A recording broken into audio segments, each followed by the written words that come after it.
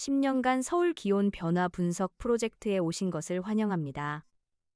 기상청 공공 데이터를 활용하여 2014년부터 2023년까지 서울의 기온이 어떻게 변했는지 데이터로 분석해 봅니다. 신입 데이터 분석가 김분석 씨와 함께 실전 프로젝트를 따라가며 배워보겠습니다. 이번 강의에서는 총 7개의 단계를 거쳐 데이터 분석 프로젝트를 완성합니다. 프로젝트 계획 수립부터 시작하여 데이터 수집, 전처리, 집계, 트렌드 분석, 시각화를 거쳐 최종 리포트 작성까지 실무 분석 과정 전체를 경험하게 됩니다. 각 단계마다 실제 코드와 함께 설명드립니다. 첫 번째 단계는 프로젝트 계획 수립입니다. 데이터 분석의 첫걸음은 체계적인 계획이에요. 무작정 코드를 작성하기 전에 분석 목표를 명확히 정의하고 필요한 데이터와 도구를 파악하며 작업 단계를 구조화해야 합니다.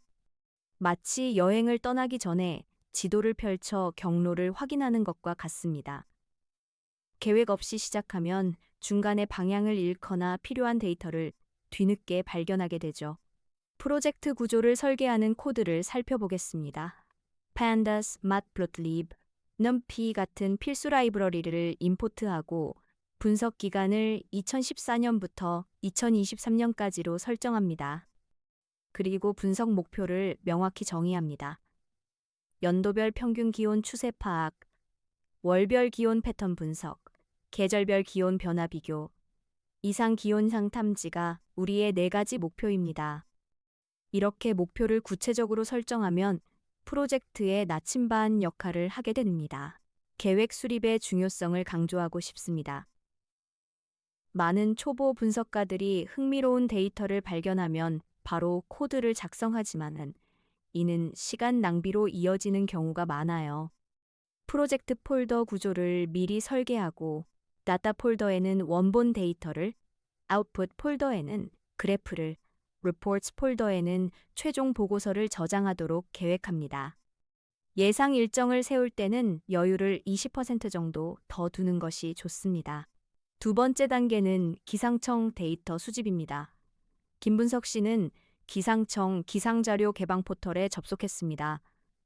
서울 지역의 일별 기온 데이터를 달고 기간은 2014년 1월 1일부터 2023년 12월 31일까지 설정했습니다. 다운로드 버튼을 누르자 CSV 파일이 저장되었어요. 총 3,052개의 데이터 포인트, 즉 10년간의 일별 기온 기록이 담겨 있습니다. 데이터를 로드하는 코드를 살펴봅시다. Pandas의 read CSV 함수를 사용하는데 여기서 3가지가 중요합니다. 첫째, 인코딩을 CP94로 설정하여 한글이 깨지지 않도록 합니다. 둘째, parse dates 옵션으로 날짜 컬럼을 datetime 형식으로 자동 변환합니다. 셋째, index 컬로 날짜를 인덱스로 설정하면 시계열 분석이 훨씬 편리해집니다. 데이터를 불러온 후에는 반드시 shape로 형태를, isNo로 결측치를, min과 max로 기간을 확인해야 합니다. 데이터 로드 시 주의사항을 짚어보겠습니다. 한국어 CSV 파일은 대부분 CP9499 인코딩을 사용하는데 이를 명시하지 않으면 한글이 깨져서 나타납니다. 날짜는 문자열로 저장되어 있기 때문에 데이타임 형식으로 변환해야 날짜 계산이나 필터링이 가능해요. 인덱스로 설정하면 특정 날짜의 데이터를 빠르게 찾을 수 있습니다. 데이터를 처음 열 때는 엑셀로 먼저 확인해 보면 구조를 이해하기 쉽습니다. 세 번째 단계는 데이터 정제 및 전처리입니다. 실제 데이터는 항상 완벽하지 않아요. 김분석 씨는 결측치가 몇 개 있다는 것을 발견했습니다. 평균 기온 5개, 최고 기온 3개, 최저 기온 7개의 결측치가 있었죠. 또한 섭씨 60도 같은 이상한 값도 보였습니다. 측정 장비 오류, 통신 두절, 입력 실수로 인한 문제들입니다. 이런 문제를 해결하지 않으면 분석 결과가 왜곡됩니다. 결측치와 이상치를 처리하는 코드를 살펴보겠습니다. 선형 보관법으로 결측치를 채웁니다. interpolate 함수가 전후 값을 바탕으로 합리적인 값을 추정해 줍니다. 예를 들어 1월 5일이 영하 1월 7일이 2도인데 6일 데이터가 없다면 중간값인 0도로 채우는 거죠. 이상치는 사분위수 방법으로 탐지합니다. Q1과 Q3를 계산하고 IQR의 셀을 넘어서는 값은 경계값으로 조정합니다. 완전히 삭제하는 것보다 보수적인 접근입니다. 데이터 정제의 중요성은 아무리 강조해도 지나치지 않습니다. 데이터 분석가들 사이에서는 전처리에 시간의 80%를 쓴다는 말이 있을 정도입니다. 결측치가 50% 이상이면 해당 컬럼 자체를 제외하는 것이 좋아요. 이상치를 제거하기 전에는 항상 시각화로 분포를 확인해야 합니다. 때로는 이상치가 오류가 아니라 중요한 정보를 담고 있을 수도 있으니까요. 도메인 지식을 활용한 판단이 필요합니다. 네 번째 단계는 연도별과 월별 평균 기온 계산입니다. 3092개의 일별 데이터를 그대로 보면 전체 그림이 보이지 않아요. 이를 의미 있는 단위로 요약해야 합니다. 연도별로 그룹화하여 평균을 계산하면 10년간의 추세를, 월별로 그룹화하면 계절 패턴을 파악할 수 있습니다. 마치 학생 성적을 반별, 과목별로 평균 내는 것과 같습니다. 집계 연산 코드를 살펴봅시다. 먼저 날짜 인덱스에서 연도어를 추출합니다. 인덱스도 year는 2020만 15에서 2020을, 인덱스 month는 3을 추출해줍니다. 그룹 바이로 연도별로 그룹화한 후 평균 기온의 평균을 계산합니다. 2014년 365개 값에 2015년 365개 값의 평균, 이렇게 10개의 값이 나옵니다. 월별 집계는 전체 10년 데이터를 월별로 묶어서 모든 1월의 평균, 모든 2월의 평균을 구합니다. 이는 판다스의 핵심 패턴인 적용 결합입니다. 집계 연산의 실전 활용을 살펴보면 온라인 쇼핑몰의 판매 데이터를 분석한다고 가정해 볼까요? 일별 매출보다 월별 매출 추이가 더 중요할 때가 많습니다. 12월 매출이 높다는 정보로 크리스마스 시즌 마케팅을 계획할 수 있죠. 그룹 바이 후에는 mean 외에도 sum, count, std 등 다양한 함수를 사용할 수 있고 ag 함수를 쓰면 한 번에 여러 통계량을 계산할 수 있습니다. 다섯 번째 단계는 기온 변화 트렌드 분석입니다. 연도별 평균 기온을 보니 확실히 상승하는 것 같았지만 김분석 씨는 확신이 서지 않았어요. 이게 진짜 추세일까요? 아니면 우연일까요? 선형 회귀로 통계적 추세를 확인해 봅시다. 데이터에 가장 잘 맞는 직선을 그어 기온의 상승 또는 하락 추세를 정량화하고 그 의미를 해석합니다.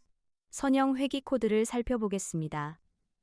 numP의 polyfit 함수로 1차 다항식을 피팅합니다. 이 함수는 연도와 기온 데이터를 입력받아 가장 잘 맞는 직선의 기울기와 절편을 반환합니다. 기울기가 바로 연간 기온 상승률이에요. 예를 들어 0.58도라면 매년 평균적으로 0.08도씩 상승한다는 의미입니다. 10년이면 0.8도가 상승한 거죠. 이 추세선을 그래프에 그리면 전체적인 방향을 한눈에 볼 수 있습니다. 트렌드 분석의 의미를 짚어보면 선형 회귀는 복잡한 데이터를 하나의 직선으로 요약하는 강력한 도구입니다. 기울기가 양수면 상승 추세, 음수면 하락 추세를 나타냅니다. 이 방법은 주식시장 분석, 매출 예측, 인구 변화 예측 등 다양한 분야에 활용됩니다. 직선으로 추세를 파악하면 미래 예측도 가능해집니다. 물론 실제 세계는 항상 선형적이진 않지만 첫 번째 근사치로는 충분히 유용합니다. 여섯 번째 단계는 계절별 기온 비교 시각화입니다. 숫자만으로는 전체 그림을 보기 어려워요. 김분석 씨는 matplotlab로 그래프를 그려 계절 기온 패턴과 연도별 변화를 시각적으로 표현하기로 했습니다. 좋은 그래프는 복잡한 데이터도 한눈에 이해할 수 있게 만들어줍니다. 그래프 생성 코드를 살펴봅시다. 먼저 한글 폰트를 설정해야 합니다. 맑은 고딕을 사용하고 유니코드 -를 false로 설정하여 마이너스 기호가 제대로 표시되도록 합니다. 서브플롯으로 두 개의 그래프를 배치합니다. 위쪽에는 연도별 추세를 그래프로, 아래쪽에는 월별 패턴을 막대 그래프로 그립니다.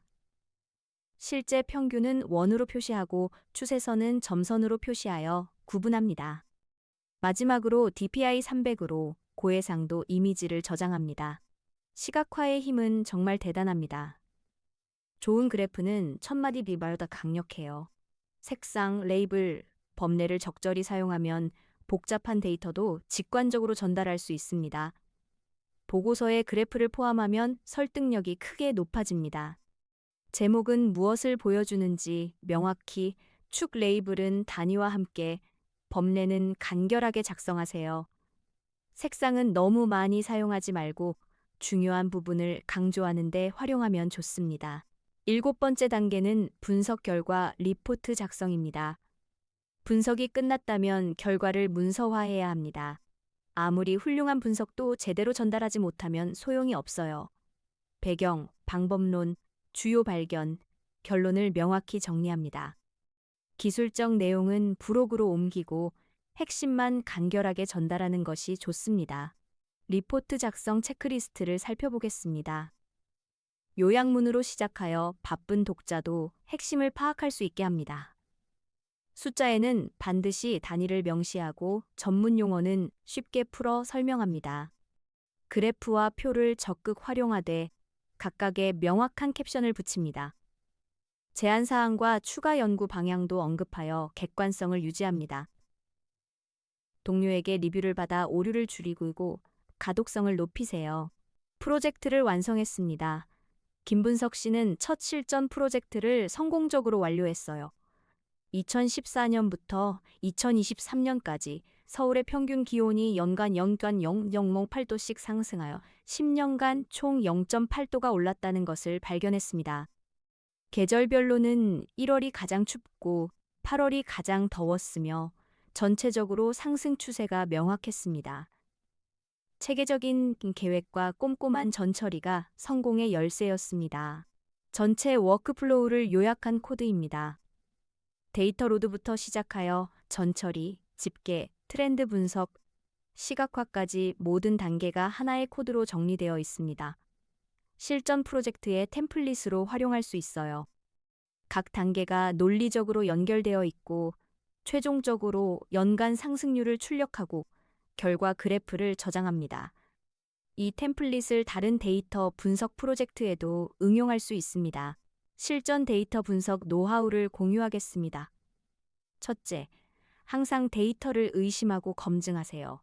둘째, 코드는 주석과 함께 작성하여 6개월 후에도 이해할 수 있게 만드세요. 셋째, 중간 결과를 저장하여 실수 시 처음부터 다시 시작하지 않도록 하세요. 넷째, 동료와 코드를 공유하고 피드백을 받으세요. 다섯째, 같은 분석을 반복한다면 함수나 클래스로 만들어 재사용하세요. 이런 작은 습관들이 모여 전문가가 됩니다. 10년간 서울 기온 변화 분석 프로젝트를 통해 실전 데이터 분석의 전 과정을 배웠습니다. 계획 수립, 데이터 수집, 전처리, 집계, 트렌드 분석, 시각화, 리포트 작성까지 7단계를 모두 경험했어요. 이제 여러분도 이 과정을 따라 자신만의 분석 프로젝트를 시작해보세요. 궁금한 질문에서 출발하여 데이터로 답을 찾는 즐거움을 느껴보시기 바랍니다. 코드덱에서 더하는 실전 프로젝트를 만나보실 수 있습니다. 감사합니다.